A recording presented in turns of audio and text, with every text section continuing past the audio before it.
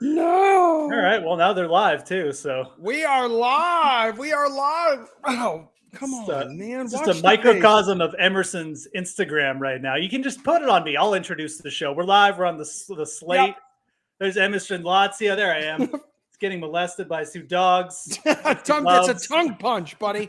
We call it a tongue punch around here. It's a staple in the Lazio household. Thank you for joining us, folks. Be here for the next half an hour. All right. We don't even need I'm gonna be the analyst today, I guess. I'm gonna be the analyst. So I want to talk Thursday Night Football. And I'm just saying, guys, the bet of the century is going to be the under on tomorrow night's game between the Raiders and the Rams. No, I'm just kidding. I'm repeating what Jeff said before we went on air here. It is good to have you. Where the hell is Nick Fryer? We bring him on. We make him like the new Reed, like the third leg here of this Wednesday trio, at least on air, because we got TP and producer Eamon behind the scenes. But my God, man, like he says he's sick. He gets a haircut yesterday. We shoot one of those NBA like 60-second ESPN commercials. Thinks he's just absolute hot, you know what, and then doesn't show up to work today. It's really not going well for him on this Wednesday audition that he's on. I mean, I think he forgot that like it's a trial basis, you know, like to be the Wednesday highest rated edition of the slate. This is where we mix in the golf, the Thursday Night Football. It all comes together. It's the flagship show. I mean, you got to bring that alpha energy here to be a part of it. Really weak showing here to let, some kind of, virus or whatever he's dealing with. I don't know. I don't know what it is. And I was kind of bullying him a little bit through text. I said, I think this is a weak move and it's not like you're in office. And I said, does this mean you were sick yesterday and you were an asshat and showed up to work sick and now it's all cooking inside of us? Like, what the hell's going on with you, buddy? Oh, no. This could get worse for him. Yeah. Wow. Yep. The whole company could be sent home because of Fryer spreading viruses. I mean, if you get sick, we don't even, none of us work. So, I mean, you're just like the backbone. So daddy battles, like you and I have consistently put this company on our backs throughout the pandemic. There's a reason we're the 2 highest paid employees at DraftKings and have been since the start.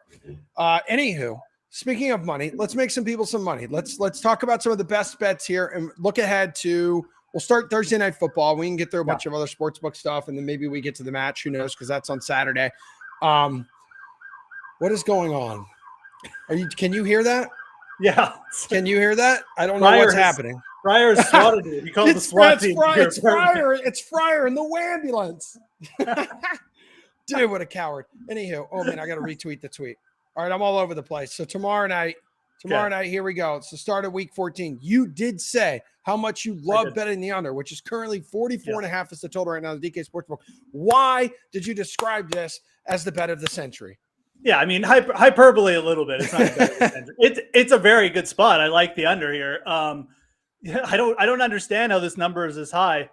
The Rams, averaging 16 points over the last 4 games. We're going to either it looks like we're going to get Bryce Perkins, potentially even Baker Mayfield, which, like, not an improvement. I mean, how limited is the playbook going to be for the Rams? And then on the other side of the ball, like, I know the Raiders have looked good. They've put up some points, but I mean, like, this is a Thursday night game. They're coming in off some, like Jacobs off hh usage. I don't think they're going to be out there running and gunning.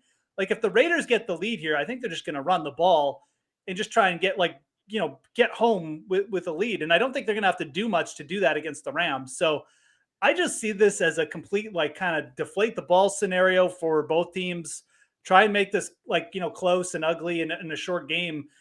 And I mean, I just don't know where the pace is going to come from, where the big plays are going to come from. I think if you're going over here, you're going to expect the Rams to maybe break out some trick plays, but do they even have the personnel to do that? I mean, their number 1 wide receiver is Van Jefferson.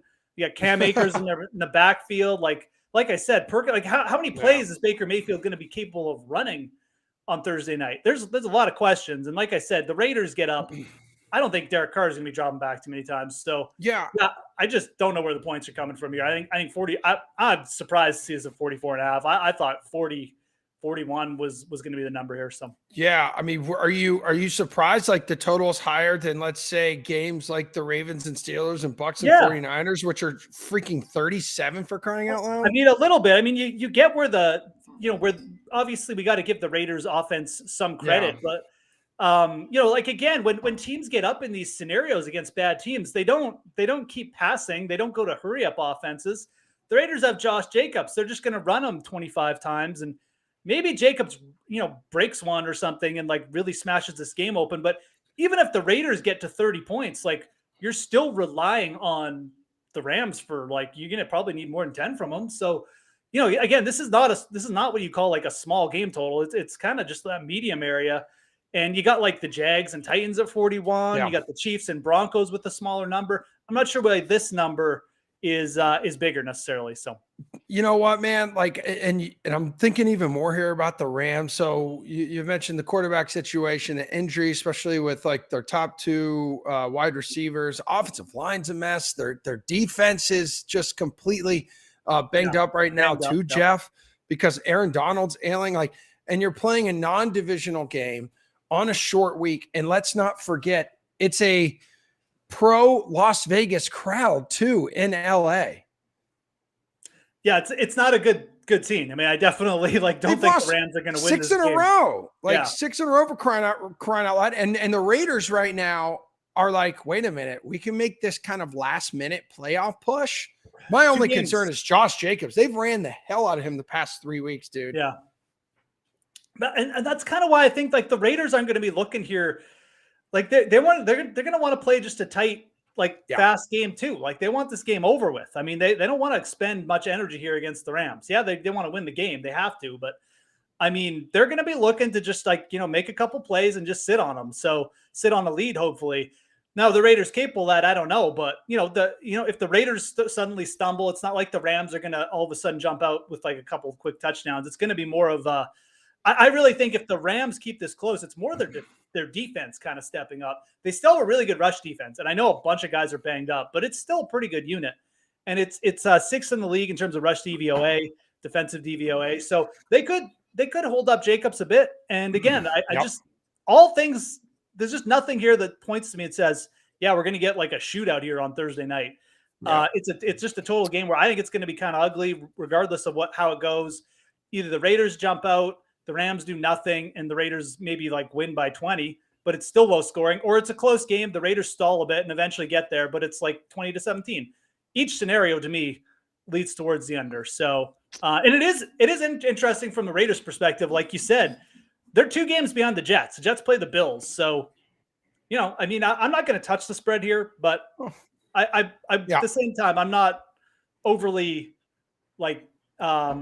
enamored with taking the points with the Rams. Right. I just don't know. Oh God, you got Fryer. You got Fryer texting both of us now.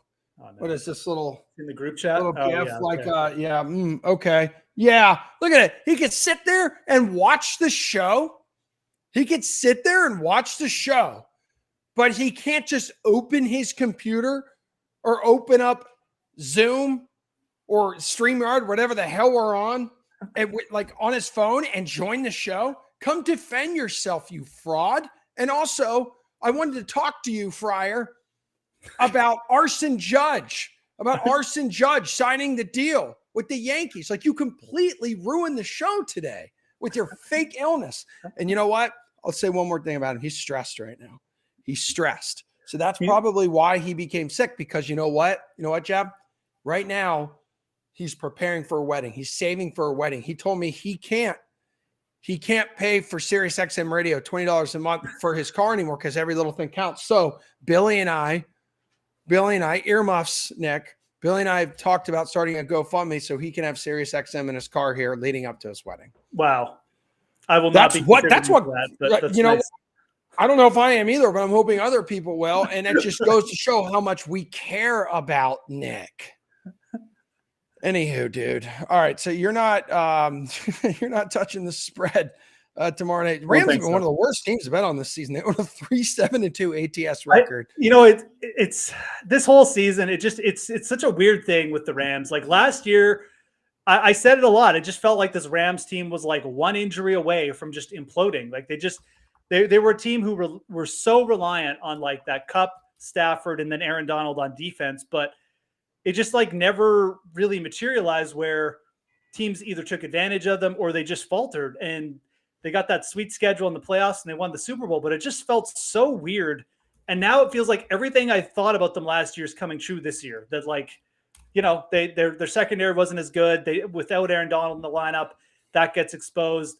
Obviously, they can't move the ball without like a healthy Cooper Kupp. So I don't know. Yep, the Rams. It's going to be interesting to see what the Rams are like next year. Do they blow everything up completely and just be like, yeah, we got the Super Bowl. See a Matt Stafford. See a Cooper Kupp. We're starting over. Maybe even see a Sean McVay. I was just going to say that too, Jeff, because it's on record that he's considered retiring already and going to the broadcast booth.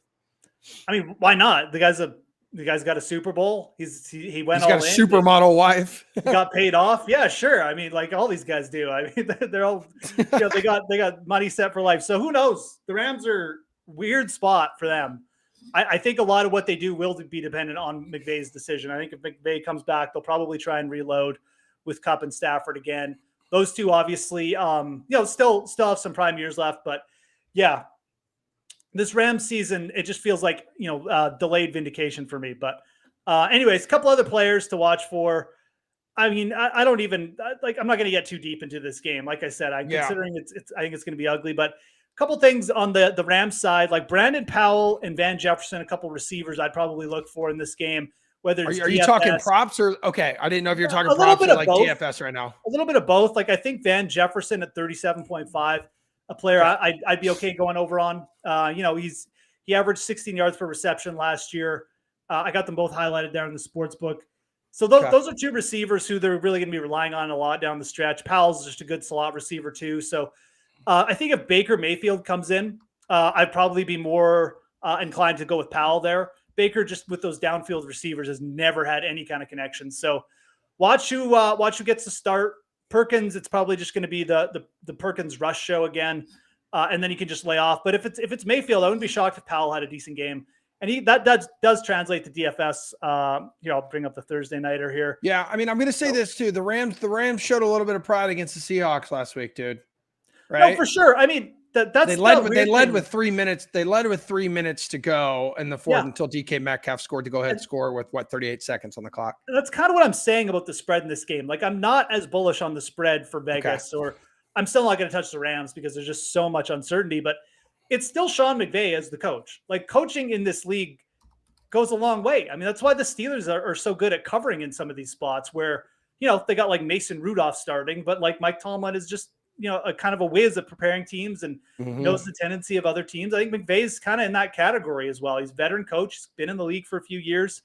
He's got a system that's effective. He knows how to dial up certain plays. And I think the biggest thing is he knows the strengths of his players. So like if Perkins starts, he's gonna run the ball. If Baker's there, he'll probably try and get Powell going or something, or the running backs in the pass game. So that's what I'm saying. Like, it wouldn't shock me if this game actually ended up close somehow. I just don't think that there's going to be a ton of points. So, for DFS, I bring up Powell. I think that's a solid play, almost regardless of who starts. If it is Bryce Perkins, then I would definitely, you got to get exposure to the rush yards. He could just be like such a big part of their offense, with the running, and obviously he's going to still throw the ball a bit, but all the receivers with Perkins would definitely take a bit of a down tick. So, and then on the other side, I mean, you've got you were just so centric around Devontae Adams and Josh Jacobs. I think most obviously, when a player with Jacobs on the slate, it's going to be the most popular captain and for good reason. But, you have other options, Derek Carr, Devontae Adams. We could just get a Derek Carr game. Maybe Derek Carr counts for all the touchdowns. He throws 3 and Jacobs stays out of the end zone. Jacobs goes for like 20 carries and 95 yards. And then all the touchdowns come through the air and it gets spread. So I think Carr, Adams, and Jacobs, all captain viable. Jacobs going to be a heavy chalk, as he should at this point. But I think it definitely creates a bit of a leverage opportunity for DFS too.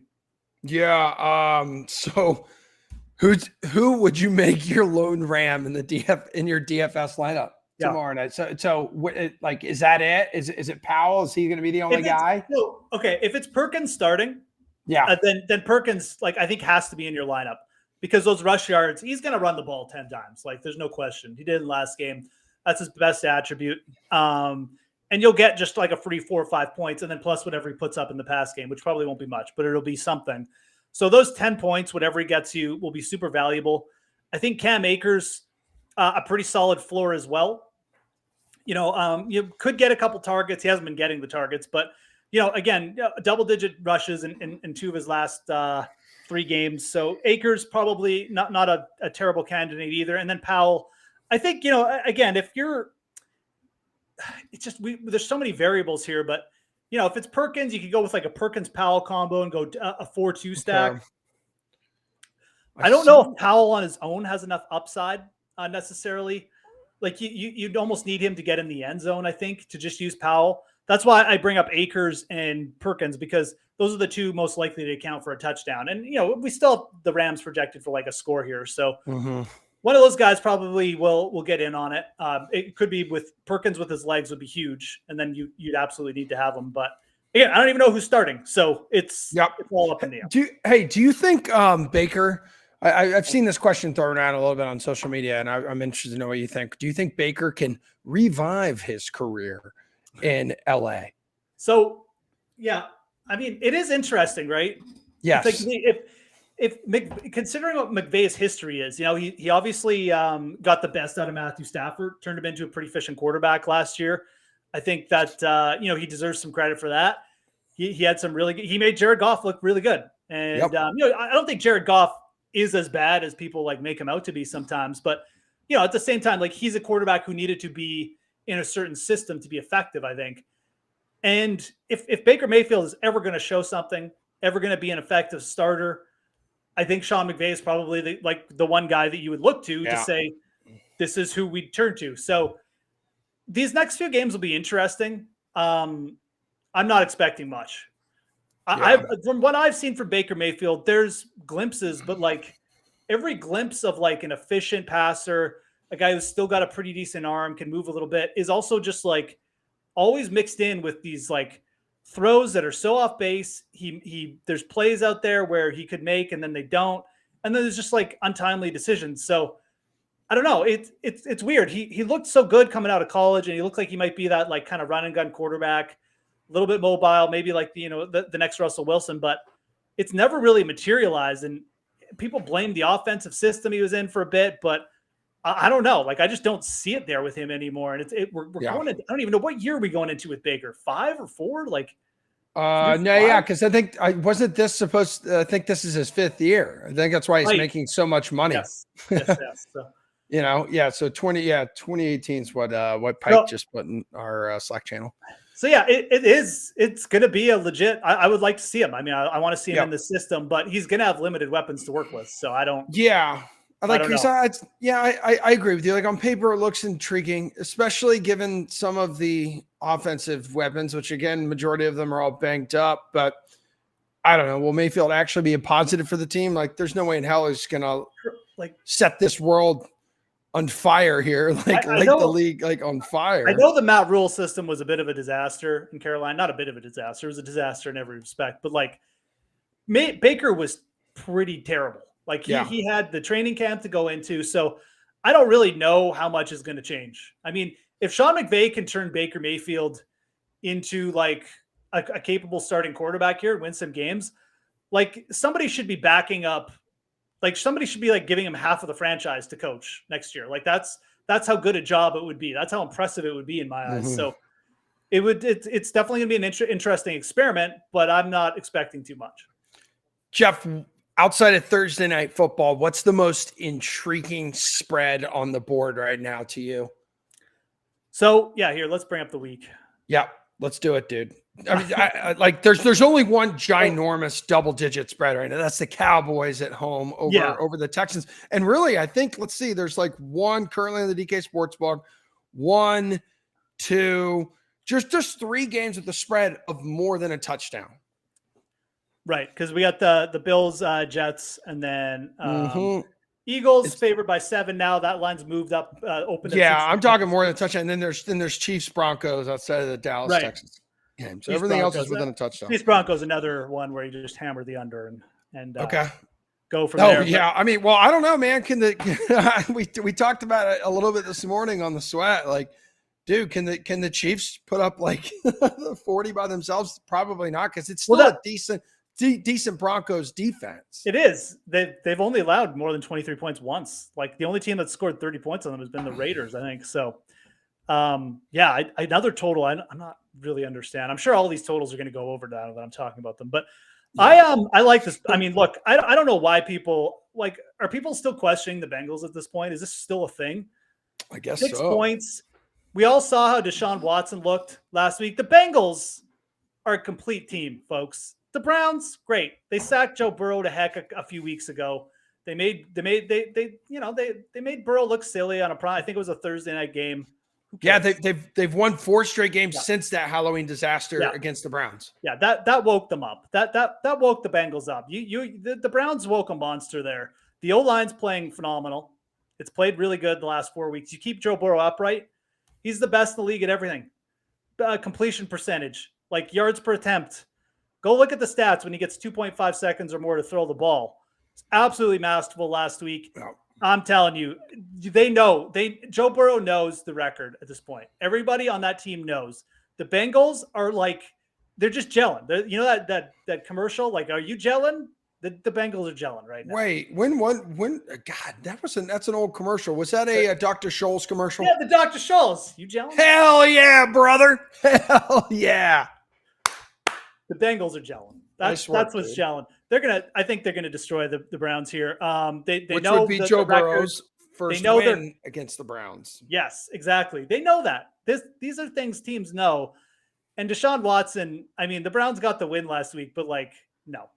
If you think the Bengals have any idea that they're going to let Deshaun Watson come in and get his first division win in Cincinnati, I think this is going to be a tough spot. I think the Bengals defense is going to be all over Watson, pick him off a couple times. I think the Bengals cover this easy. And look, just like at this point, the Bengals are so good against the spread. Why go against them? Why even think about not betting them? You know, like what is, I can't even remember their record. I know they're 23-10 since the start of 2021 now. Yeah. But you know, so here we go. So Cincinnati 4-0 ATS in its last 4 games, and it's tied for a league best 9-3 ATS record on the year. Yeah. And I think they may even be better at home, but it doesn't. They are. They're 4-0 ATS in their last 4 home games at least. So there you go. I mean, I'm surprised that I think the only reason this line is at 6 is that you're getting people bringing up the Browns game from a couple weeks ago. But like, again, that was all defense. You've got a quarterback who was terrible last week for the Browns, and you've got the Bengals with Jamar Chase this week. Like, I don't think enough is being factored into how like the Bengals turn around here. They're all just looking at a game that happened 4 weeks ago. That was a different team.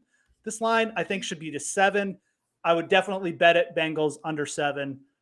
So that one, I just wanted to get off my chest right off the bat. I don't hate the over in that game either, because I think that the Bengals could just put up a bunch of points and the Browns get some good garbage time going with, like, you know, maybe some Cooper, Deshaun Watson. But we'll take the Bengals there. And I'll be dead honest, man. I do not hate the Jaguars at all this week. Dude, I'm seeing a lot of people picking that as upset of the week. Why not? Like, I mean, the Jaguars have a good rush defense this year. Mm-hmm. They know it's kind of a similar story. Like, you know, Derrick Henry clowning the Jags. It's a funny joke. Doug Peterson's the head coach now. Like, it's a different culture there. He's not going to send his guys out and be like, okay, do your best. You know, I think it's a lot been in Jacksonville too. I think it's like the Derrick Henry in Jacksonville narrative. They're in Tennessee now, baby. But the Jaguars, man, they let me down obviously as a fan, but they let down like bettors big time in Detroit last week. They did, but that was an obvious letdown spot. And look, Detroit, like you got to give them some credit, man. That team, was just not a good week to catch Detroit. They're getting Jameson Williams back. They're getting all this good news about their draft picks. Like Detroit's just kind of riding high, you know, like that was a tough spot, especially for the Jags coming off an emotional win. But this is a division game. The Jags got their comeuppance last week. They're still a solid team. Trevor Lawrence, it was 2 weeks ago. He had that perfect fourth quarter. He's going up against another weak secondary. I think that they cover here at the very least. Definitely taking the points there. I actually don't hate the over in this game either. That's a really low total, but definitely more like just the spread is what I'd be interested in. Let me see. I don't know what to do with this Pittsburgh-Baltimore game. These two teams are like 16-19, but I don't know who's going to win, you know? So I'm just going to stay away. That was one of the ones that was 37 before, right? It's a 37 tool. It's too low to take the under. Like if it was 30, if it gets up to 38 or 38.5, take the under. But like at 37, the line feels, if anything, you may even just like put a small bet in on the over because it's so small. But these two teams, I think, averaged 38 points in 2 games last year. So, you know, you're going to get some kind of 2018, 2017 game probably. Mike Tomlin's going to find a way to not have a losing record this season, isn't he?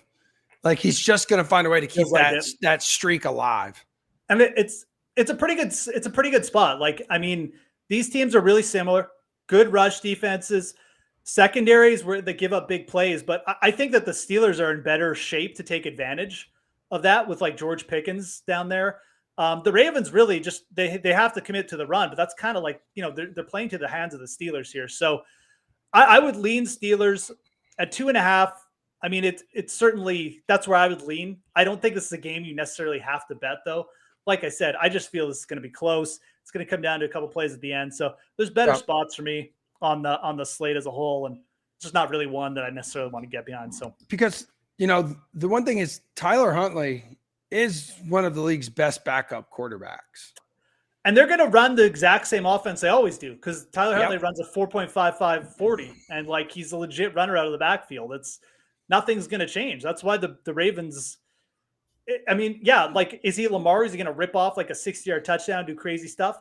He's not that good, but he can make some big chunk plays. He can throw the ball a little. He's got a live arm. Like it's not going to change much, and we've seen it now. We've seen him start like 4 or 5 games the last couple of years. So. Dude, the Ravens are the 3 seed in the AFC right now because they have that tiebreaker They over the Bengals. Like this just feels like a gross 8-4 team right now. They might be the worst team in that division right now. Yeah. Like is that? I mean, it's not even that hot a take. I don't think so. No, I mean I don't know. The Browns looked the Browns looked pretty bad last week with Deshaun Watson, but man, like they're facing like another one of these late season fading into the AFC playoffs. It's just not great. And then we're going to have like the Lamar narrative again, like in the postseason coming up. That's not going to be great. But what do you think about Bucks at 49ers?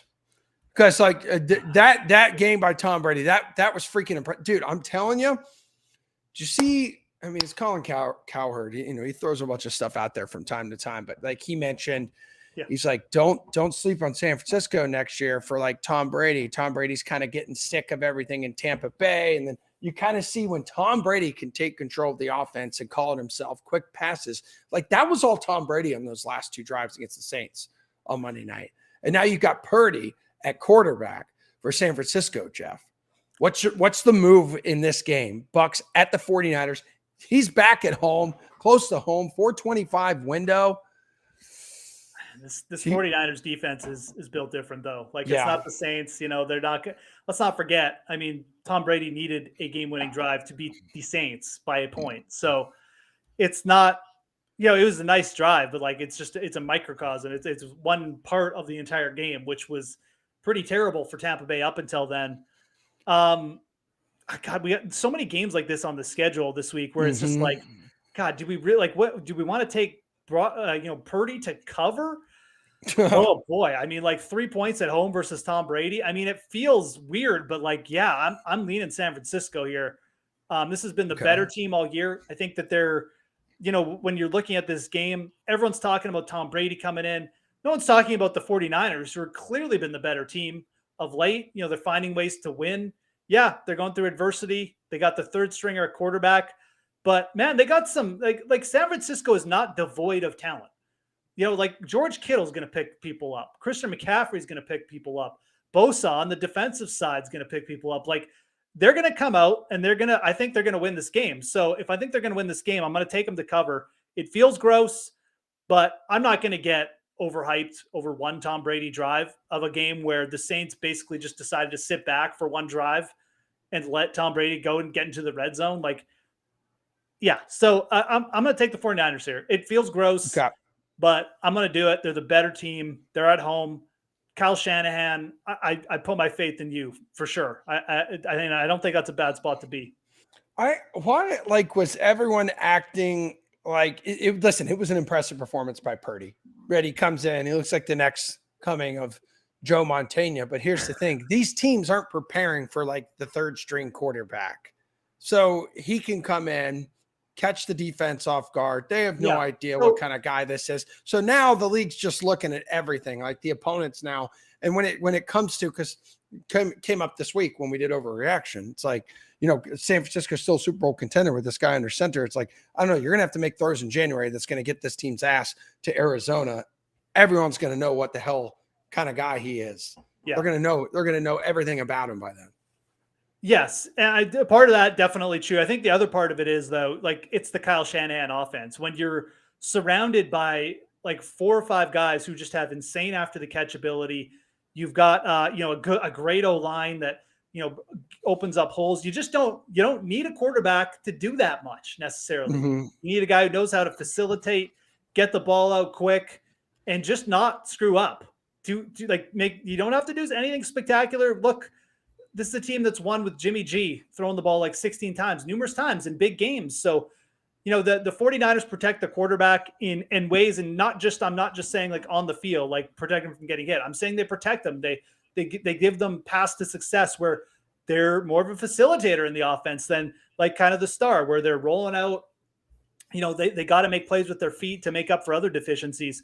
Kyle Shanahan is truly like an offensive genius, in my opinion. And that's what I'm saying. Like when you're betting the 49ers this week, they're the better team because they're better coached and they're pretty much better at everything than except the quarterback, where definitely, like, obviously Brady's got an advantage. I'm not suggesting that Brady couldn't come in here, maybe put in a vintage game and make a couple drives and then put Purdy behind the 8 ball, where that's not a place you want to be. But I think the 49ers are clearly the better team. I think everyone's kind of talking them down right now, and they'll take that. Like I said, they got a lot of leaders in that locker room, man, and they'll take it to heart. Yeah, I think you're right. I think it is more of like the system. Again, though, this whole slate, this is not one of my favorite slates. There's 4 or 5 games here where you're just like, there's a backup with Baltimore. We got a division game. You got, Purdy again. You got this huge line with the Texans and Cowboys, where I would probably just take the Cowboys, but 17 points is ridiculous. And Davis Mills coming back. So there's a lot of spots that I don't even really like right now. Maybe I'll talk myself into them as the week goes, but it's not my favorite slate of the year so far. Maybe we'll get some better spots or things opening up as the week goes. But all right. That is all the time we have for this show. I was looking at the rundown for tomorrow morning's sweat. Looks like you are on it. Quickly, you, Steve. Wait a minute. You, Steve, Jeff, Julian, and Pierce. We're going 4 box. I'm going 4 box. What are we doing? Are we doing like it's Samir. Samir's getting a little aggressive there. Doing the Who's your pick for the match? Quickly before we get cut off. Oh, I'm definitely going Tiger Woods and Roy McIlroy. Or I don't even know why I asked you. Of course you are. Yeah. So come on, man. It's clean up an aisle my pants every time I talk about Tiger Woods, and give me the plus money for sure. Yeah. Okay, folks. Yeah, I wish we got to get in the match more, but we got to go. It's really not much to get into. It's 12 holes. No, it's like just bet Tiger Woods, Roy. Yeah. Like that's it. No sims after this, actually. Okay, cool. So we'll talk more football and have a lot more fun tomorrow morning. 11 o'clock Eastern time on the sweat. Thank you, Jeff. Thank you, Nick, you fraud, because Jeff and I had a great show without you. TP and Eamon behind the scenes. Love y'all. Peace. Get better, Nick. No, don't, Nick.